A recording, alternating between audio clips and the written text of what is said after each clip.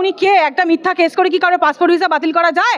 মিথ্যা কেসের ভয় দেখিয়ে আজকে তৃণমূল সরকার আসার পর থেকে এহেন আপনার আমার কারোর ঘর বলুন তো, কার ঘরে মিথ্যা কেস নেই? বলুন, কে নির্যাতিত হননি? কার ঘরে কেউ বলতে পারেন যে মমতা ব্যানার্জি সরকারে আপনারা খুশি?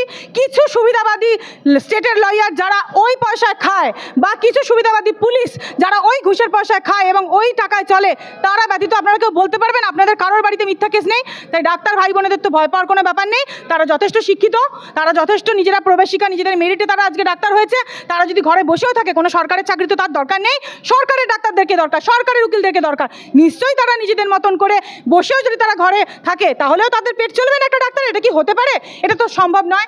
এবং চাকরি দেওয়ার উনি কে? সরকারটা কি কারোর একজনের ব্যক্তিতন্ত্র? কারোর কি ব্যক্তিগত? গভর্নমেন্টটা কি আপনারাই বলুন না, আপনারা ভাবুন।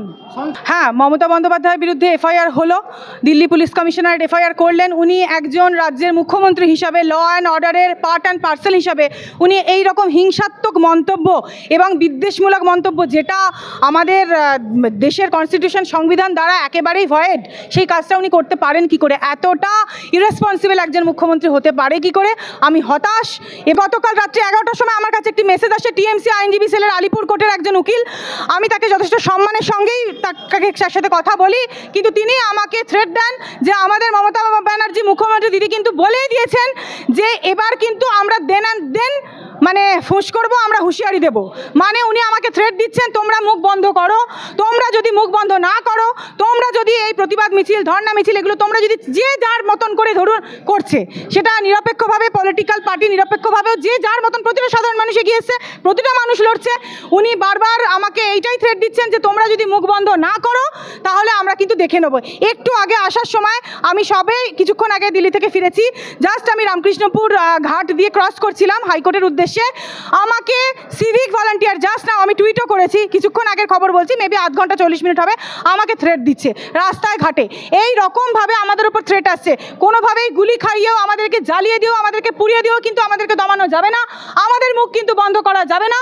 আবারও বলছি, গণতন্ত্র কিন্তু মানুষের জন্য, মানুষের সরকারই চলবে, কোনো রাজা বা রানীর আইন বা শাসন ব্যবস্থা চলবে না। অবশ্যই মমতা বন্দ্যোপাধ্যায় অবশ্যই ব্যর্থ পুলিশ মন্ত্রী হিসাবে এবং চিফ মিনিস্টার হিসাবে এবং স্বাস্থ্যমন্ত্রী হিসাবে। আজকে পুলিশ মন্ত্রী হিসাবে উনি ব্যর্থ। তার কারণ উনি কী করছেন? উনি তো পুলিশগুলোকে, সিভিকগুলোকে পুলিশের ইউনিফর্ম পরিয়ে মার খাওয়াতে পাঠিয়ে দিচ্ছেন নবান্নতে। উনি তো এগুলোই করছেন, এবং উনি দিনের পর দিন ধরে ওনার টেন্ডেন্সিটাই হচ্ছে আমি পুলিশদের পকেট ভরাবো, তাদেরকে ঘুষের টাকা দেবো, তাদেরকে 12 মাসের জায়গায় 14 মাস টাকা দেবো, তাদেরকে শুধু বড়লোক করবো, আমার শাসন ব্যবস্থা এবং আমার রাজত্বটাকে কংক্রিটভাবে মানে স্থাপিত অবস্থায় করিয়ে নিয়ে যাওয়ার জন্য, এবং কন্টিনিউ দ্যাট রুল। ওনার এটা যেটা চলছে সেটা ওনার রুল চলছে, রুল, শাসকের রুল চলছে। এখানে কোনো গণতন্ত্র, ডেমোক্রেসি চালাতে দিচ্ছে না মমতা বন্দ্যোপাধ্যায়। এটাতে আমরা দুঃখিত, আমরা ব্যথিত।